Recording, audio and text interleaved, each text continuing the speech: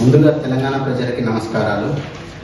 ఈరోజు నేను మీ ముందుకు రావడానికి గల కారణం భారత చైతన్య యువజన పార్టీ అధినేత శ్రీ బోడే రామచంద్ర యాదవ్ గారి ఆధ్వర్యంలో ఫిబ్రవరి 22న అమరావతిలో నాగార్జున యూనివర్సిటీ ఆపోజిట్ పూలే అంబేద్కర్ మండల్ కర్పూరి ప్రాంగణంలో జరిగే బీసీ సింహగర్జనకు తెలంగాణ నుంచి భారీ ఎత్తున ప్రజలు హాజరు కావాలని ఈ వీడియో చేయడం జరుగుతుంది. ఈ బీసీ సింహగర్జన యొక్క ముఖ్య లక్ష్యాలు 5.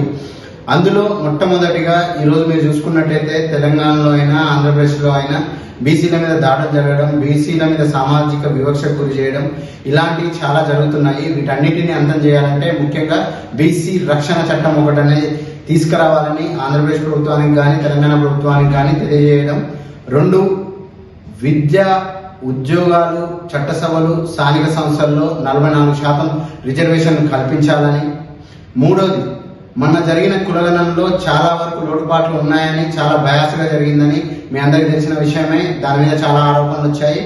ఇలా కాకుండా ఒక పారదర్శకమైన పద్ధతిలో సమగ్ర కులగణన చేయాలని, దానితో పాటు బీసీ కార్పొరేషన్లకి భారీ ఎత్తున ఫండ్స్ కేటాయించి వాళ్ళ అభివృద్ధికి తోడ్పడాలని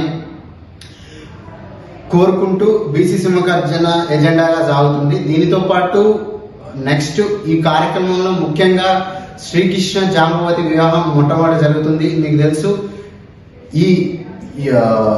మీరు చూసుకున్నట్టయితే మొట్టమొదటిగా మన పురాణాల ప్రకారం కులాంతర వివాహం చేసుకున్న శ్రీకృష్ణుడు, యాదవ కులానికి చెందిన శ్రీకృష్ణుడు మాదిగ కులానికి చెందిన జాంబవతి తోటి వివాహం ఆడడం జరిగింది.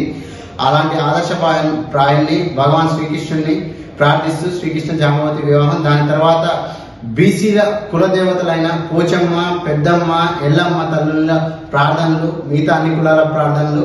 దానితో పాటు ఫైనల్ గా మా అధినేత బోడే రామచంద్ర యాదవ్ గారి ప్రసంగంతో ఈ మీటింగ్ ముగియడం జరుగుతుంది. కావున నేను చేతులు జోడించి మన తెలంగాణ ప్రజలకు విన్నవిస్తున్నాను. భారీ ఎత్తున బీసీలందరూ, బీసీ, ఎస్టీ, మైనార్టీ, ఎస్టీ అందరూ కూడా కలిసి ఈ ప్రోగ్రాం విజయవంతం చేయాలని తెలియజేస్తూ ఒకసారి ఈ ప్రోగ్రాం